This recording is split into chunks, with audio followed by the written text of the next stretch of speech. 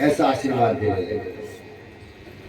सुदामा जी ने पूछा मित्र ये संख्या कहाँ तक है? गोविंद बोले मित्र 16,108 है। सुदामा जी के तो पसीने आ गए। बोले मित्र एक काम करो, पति तो तुम एक ही हो, रानियां भले ही 16,108, एक काम करो तुम ही सबका आशीर्वाद तुम ही ले, 16,108 का आशीर्वाद तुमको ही दे देंगे।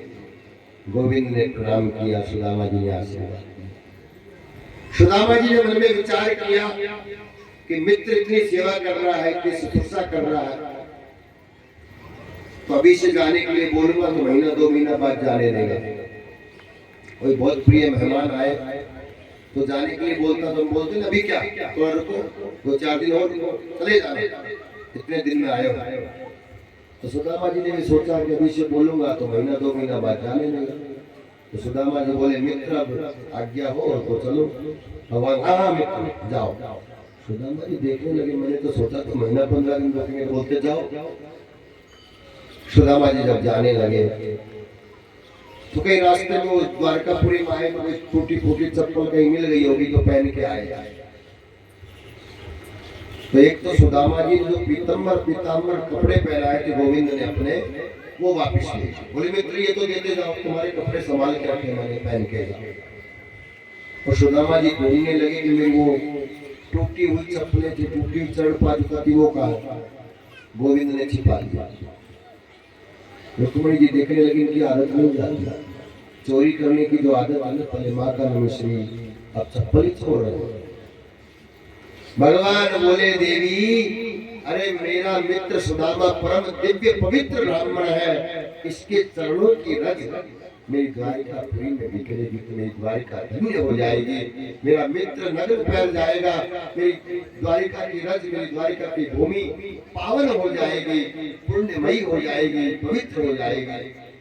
इसलिए भगवान ने चरण पादुकाएं अपना पीताम्बर क्यों ले लिया और इतना जल्दी जाने के लिए क्यों बोल दिया?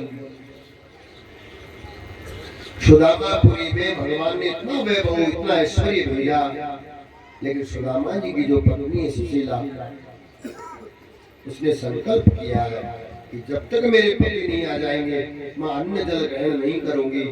भगवान ने देखा कि जितने दिन सुदामा जी को रोकूंगा उतने दिन सुशीला जी को उपवास करना पड़ेगा, इसलिए भगवान ने। और फिर पीताम्बर पहन के जाएंगे तो पहचान नहीं पाएगी। सुदामा जी मनी मन सोचने लगे बहुत वैभवशाली है, बहुत साम्राज्य है, सब कुछ है, लेकिन थोड़ा कंजूस। इसलिए भगवान को सुदामा जी ने अपनी गरीबी के बारे में नहीं बताया, तो भगवान ने भी जो दिया वो बताया नहीं। वैसे भी भगवान बताते नहीं। लोग 5 रुपए देते हैं तो 10 बार माइक में अनाउंस करवाते हैं कि हमने 5 रुपए दिया, लेकिन भगवान कभी नहीं बोलते कि मैंने सब कुछ दिया, तो कितना सुंदर तन दिया, इतना मन दिया, ऐश्वर्य दिया, सब कुछ दिया, लेकिन भगवान कभी नहीं बोलते कि मैंने दिया। ये जीव, सांसारिक जीव जो है थोड़ा देता है और बहुत बताता है, ढिंडोरा पीटता है। ऐसे दान का क्या महत्व है जो ढिंडोरा पीट पीट कर दिया जाए? दान तो वो है जो इस हाथ का दिया हुआ इस हाथ को मालूम नहीं चले, उसको दान कहा जाता है। खुद को भी मालूम नहीं रहे कि मैंने क्या दिया, इसको दान कहा जाता है। तो ढिंडोरा पीट के जाए ये दान नहीं होता, ये दिखावा होता है।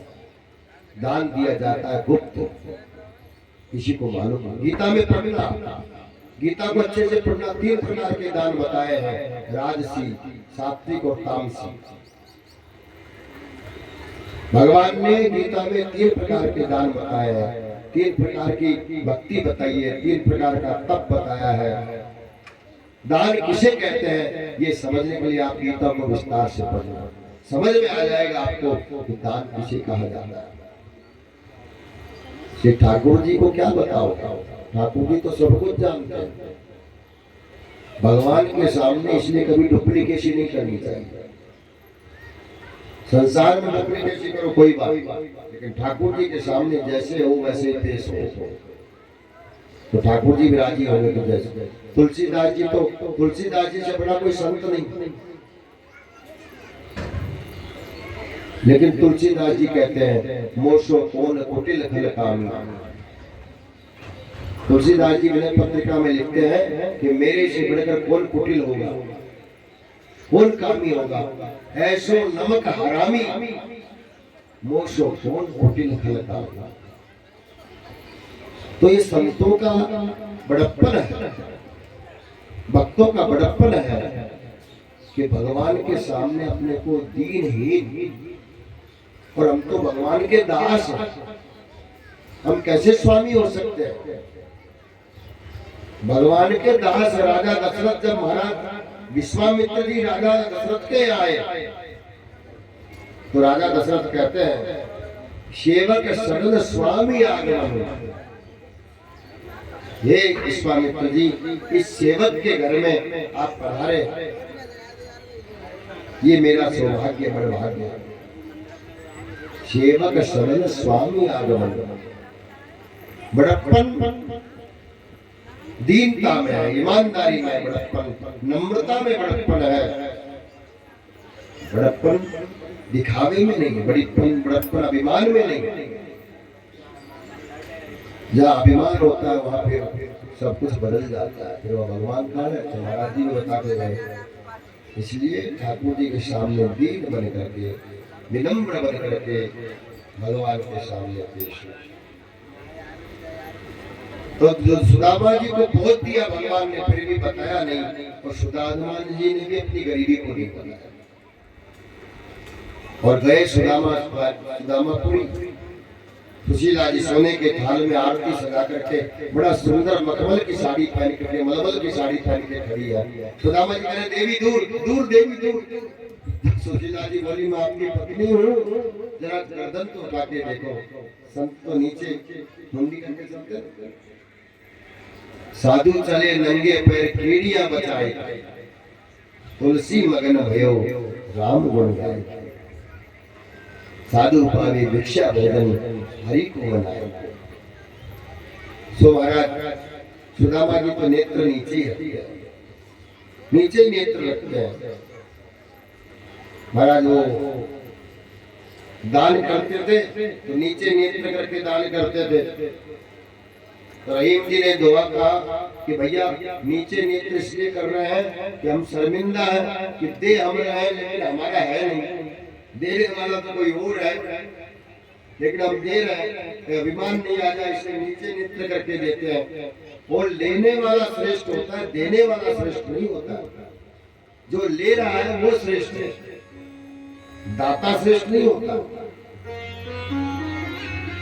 याचक श्रेष्ठ होता है। उसने आपको उस योग्य जाना, वो आपके ऊपर कृपा कर रहा है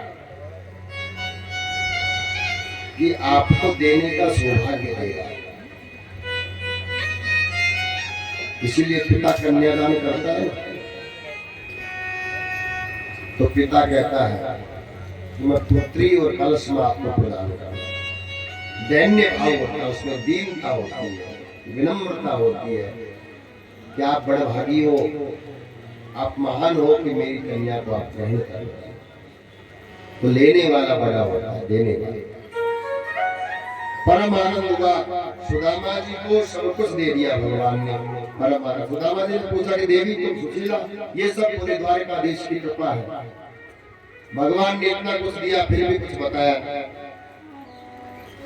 सुदामा जी के नेत्र से आंसू बहने लगे, बोले मैं तो क्या सोच रहा था, कंजूस है, ये है, वो है, मेरे प्रभु ने तो इतना दिया है कि झोली छोटी पड़ गई। आप दे रहे हो, नाम मेरा होगा।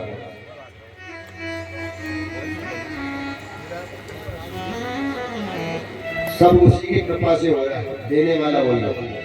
मेरा की कृपा से सब काम हो रहा, तेरा की कृपा से सब काम हो रहा।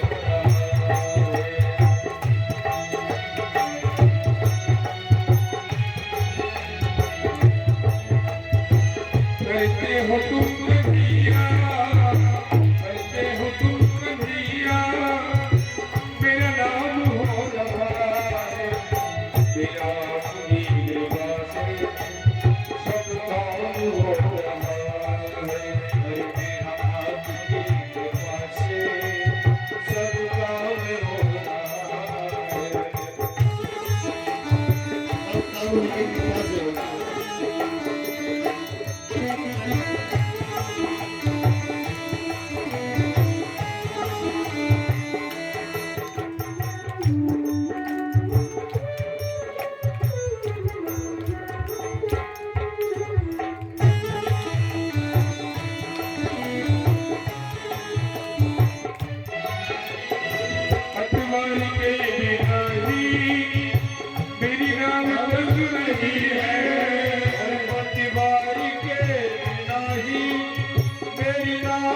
बज रही है, हैरान है जमाना, मंजिल भी मिल रही है, हैरान है जमाना, मंजिल भी मिल रही है, करता नहीं मैं कुछ भी है, करता नहीं मैं कुछ भी, सब काम हो रहा है, करता नहीं मैं कुछ भी, सब काम हो रहा है, और मेरा आपकी कृपा से सब काम हो रहा है, करते हो तुम कन्हैया, करते हो तुम कन्हैया, मेरा नाम हो रहा है, मेरा आपकी कृपा से सब काम हो रहा है, की कृपा से सब काम हो रहा है।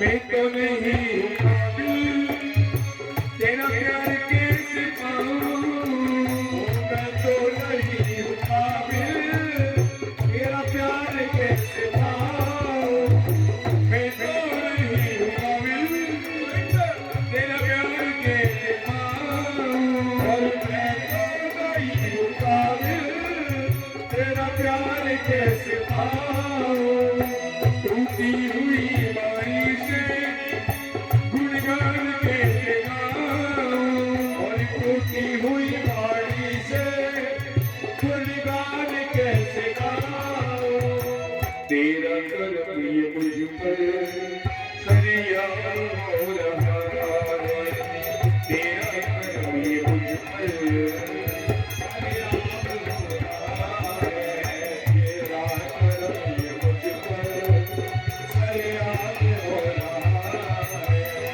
करते हो तुम कन्हैया, करते हो तुम कन्हैया, मेरा नाम हो रहा है, मेरा आपकी कृपा से सब काम हो रहा है, मेरा आपकी कृपा से सब काम हो रहा है।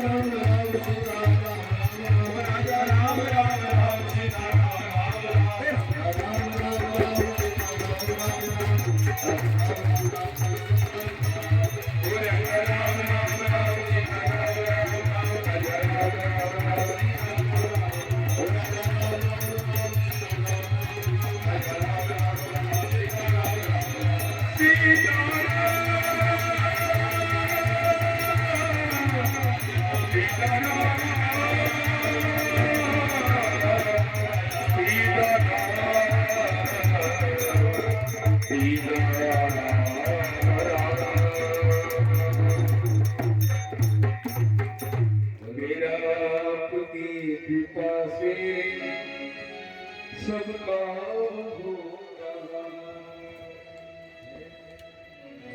बोले द्वारिकाधीश की जय हो। करने वाले तो भगवान हो, सब कुछ वही करते हैं, वो जैसा नचाते ना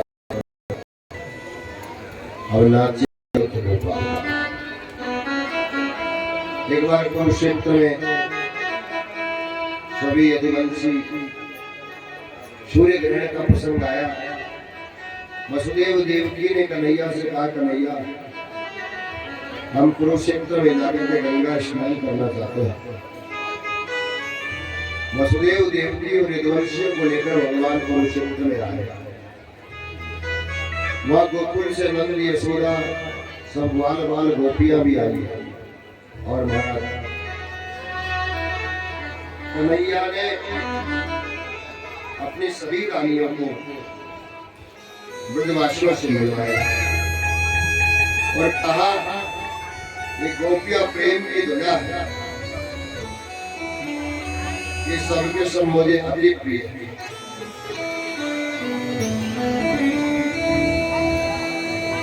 देवकी ने अपने मृत्यु पुत्रों का दर्शन करना चाहा।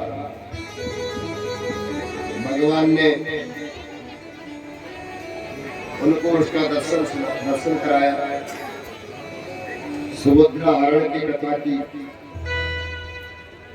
नारद जी का वसुदेव जी को उपदेश सुनाया। एकादश स्कंद में नारद जी ने वसुदेव को नवयोगेश्वर का संवाद सुनाया। दत्तात्रेय के 24 गुरुओं की कथा सुनाई। दत्तात्रेय जी ने 24 गुरु बनाए। देखिए दीक्षा गुरु तो एक ही होता है, लेकिन शिक्षा गुरु अनेक बनाए जा सकते हैं। दत्तात्रेय जी ने पहले धरती को गुरु बनाया, धरती से क्षमा का भाव सीखा। वायु को, वायु से संतोष सीखा। आकाश को गुरु बनाया, सर्वव्यापकता। जल से शीतलता, अग्नि से पवित्रता, चंद्र से बुद्धि और नाश शरीर का लक्षण है।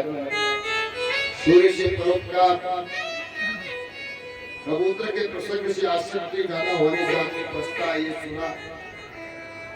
ब्रह्म से सार ग्रहण करने की प्रवृत्ति, हाथी से स्पर्श सुख का, मधुमक्खी से संग्रह की भावना त्यागने का गुण, और मछली से जीव के स्वाद के कारण जीव फंसता। इस प्रकार से वेश्या को भी गुरु बनाया मैंने।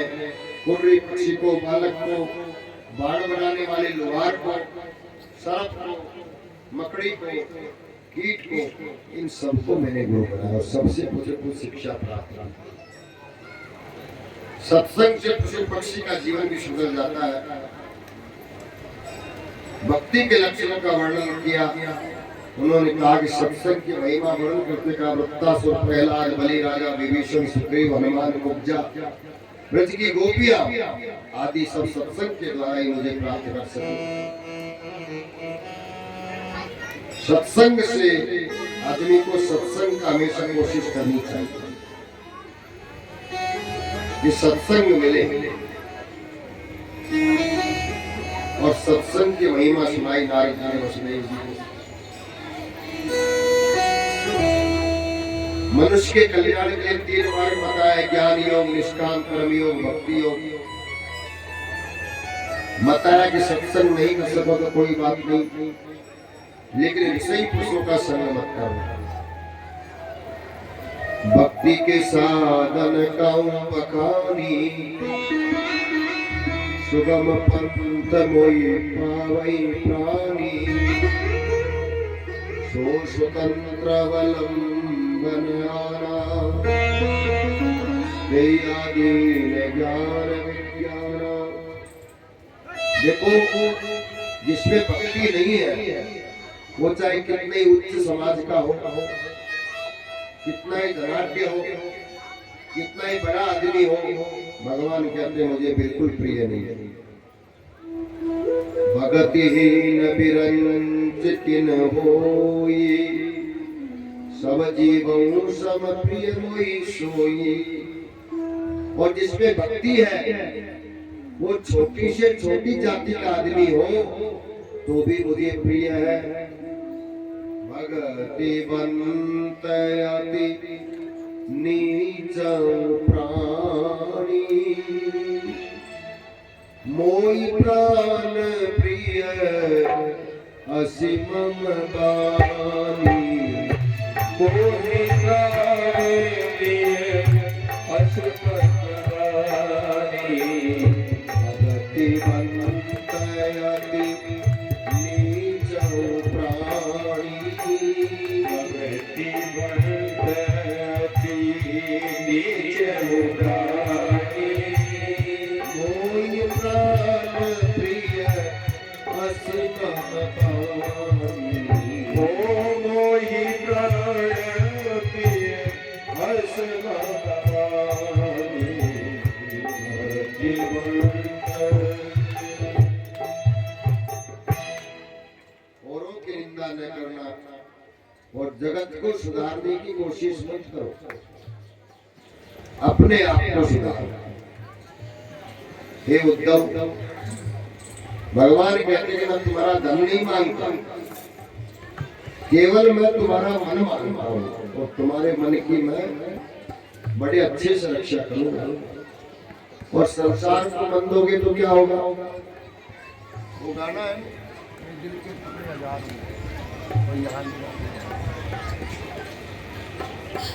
तो फिर टुकड़े टुकड़े ही हो। उद्धव मोह नष्ट हो गया, प्रणाम किया, अलकनंदा के किनारे बद्रिकाश्रम में आकर इंद्रियों को सम्मिलित करके भगवान का चिंतन करने लगे। उद्धव बोलेंगे आप मेरे साथ चलो। भगवान ने कहा उद्धव, जब तुम मेरे साथ आए नहीं हो तो साथ में कैसे जाओगे? मनुष्य को अकेले ही आता है, अकेले ही जाना पड़ता है। स्त्री पुरुष एक दूसरे में आसक्ति है, इस संसार के संबंध मिथ्या है।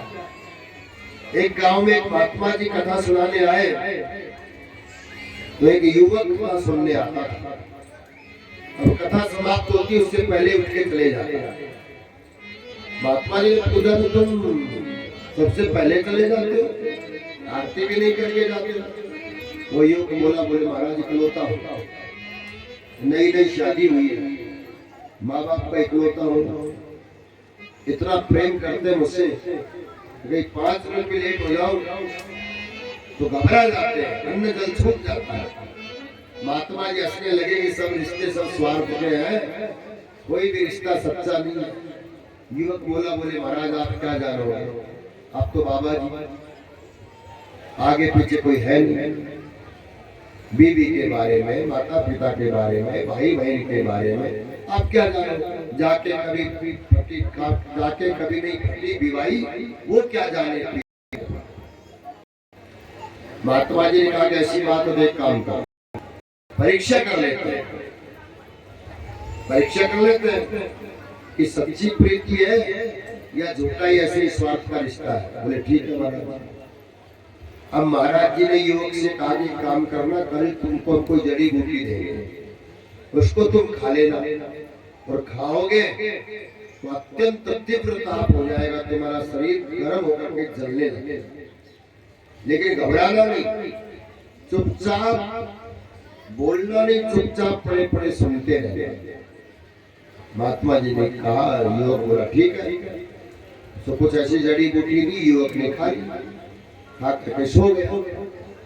महाराज सब घर वाले बड़े चिंतित, कितना तेज बुखार की उतरेंगे, बहुत कोशिश की, नीम हकीम वैद्य बुलाए, डॉक्टर बुलाए, सब कुछ किया, लेकिन बुखार कभी नहीं।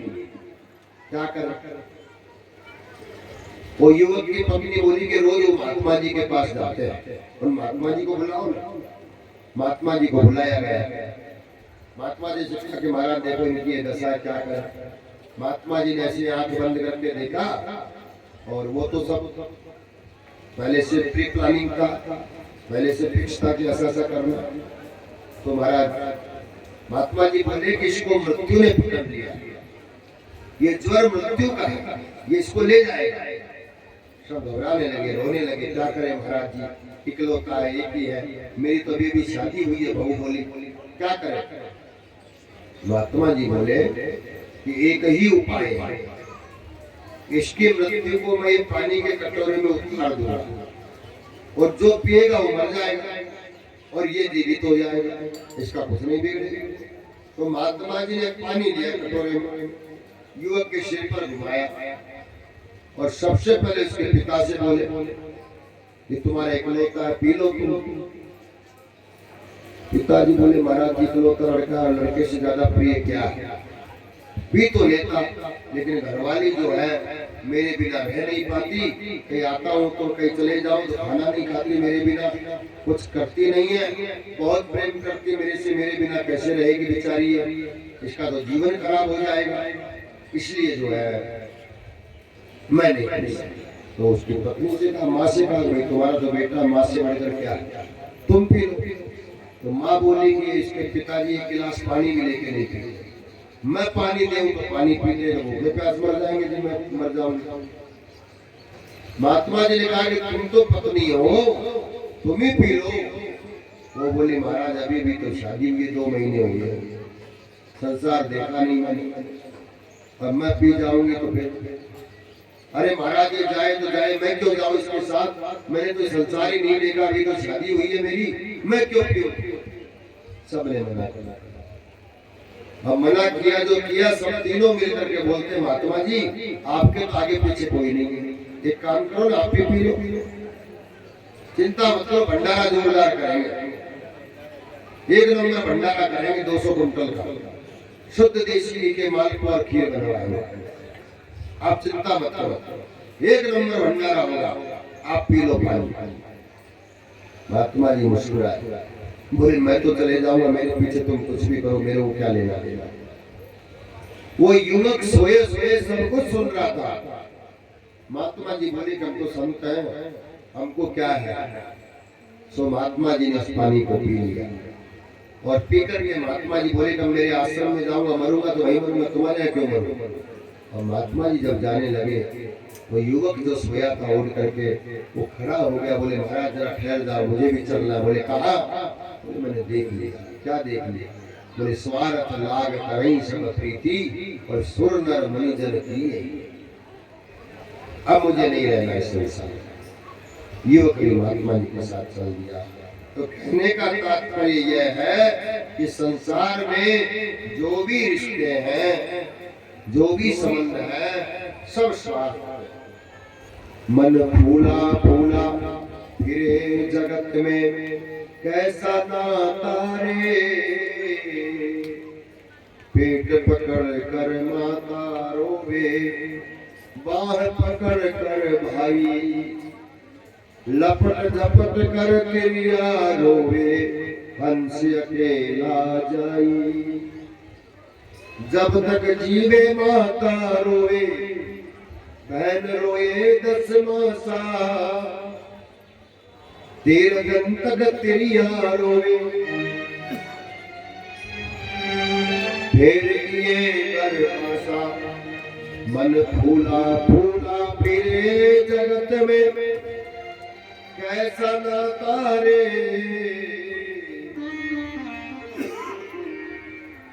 हे उद्धव, मैं हमेशा तुम्हारे साथ हूँ, हमेशा मेरा स्मरण करो, हमेशा ये स्मरण करो कि भगवान हमारे साथ। रामचरितमानस में भगवान ने भरत जी को अपने चरण पर झुका दी और भागवत जी में उद्धव जी को अपने चरण पर झुका दी।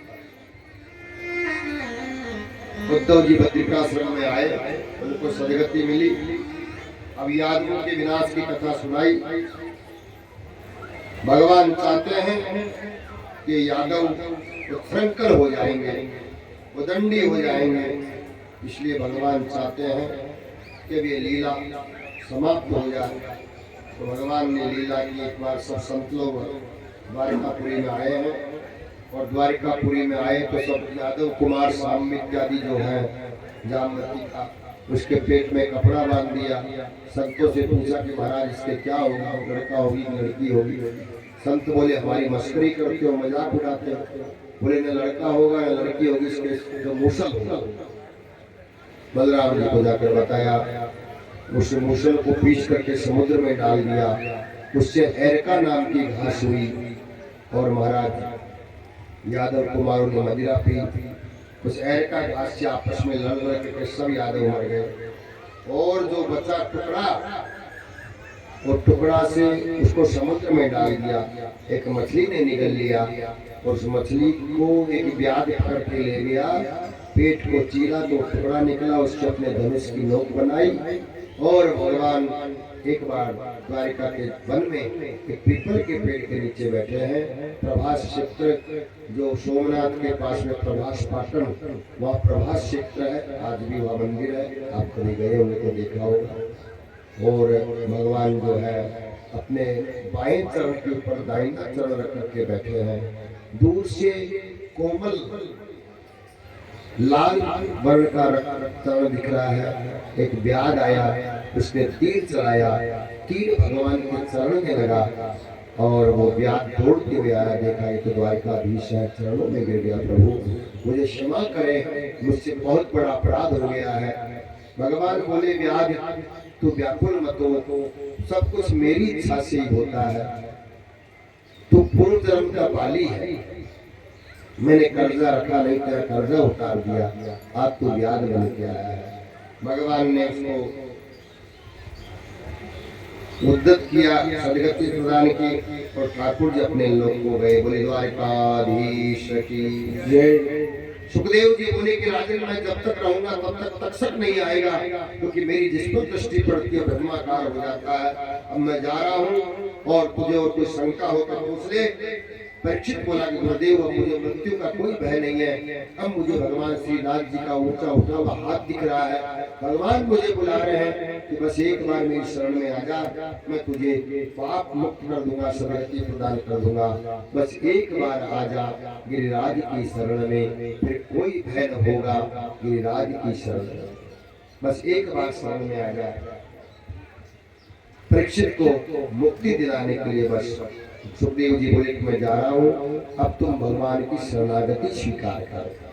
सर्वधर्मान परित्यज्य मामेकं शरणं व्रज, अहं त्वां सर्व पापेभ्यो मोक्षयामि मा शुचः। बस अब शरणागति स्वीकार कर।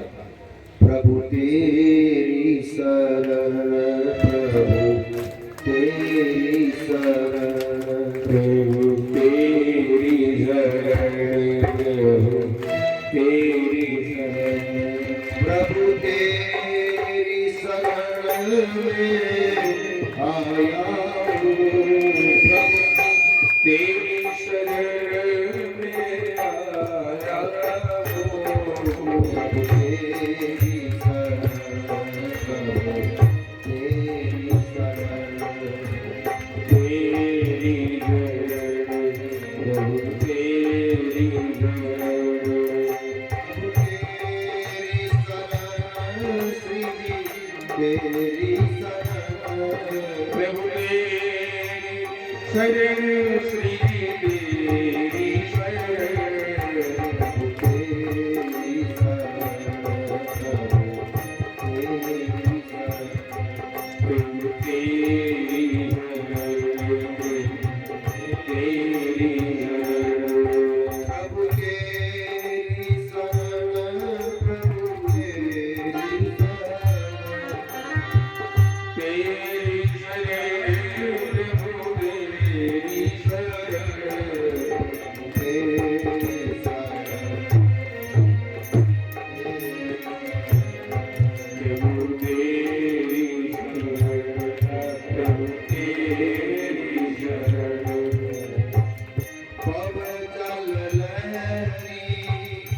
नदिया गहरी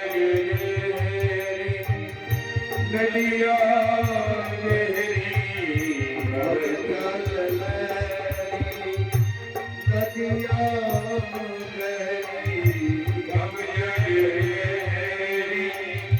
नदिया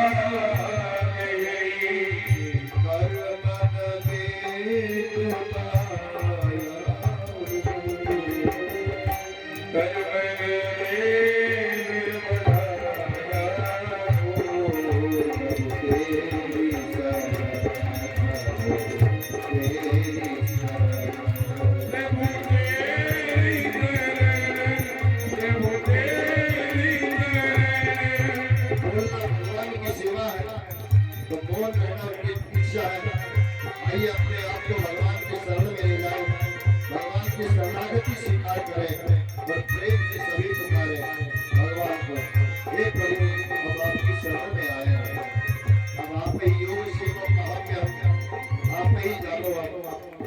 अभी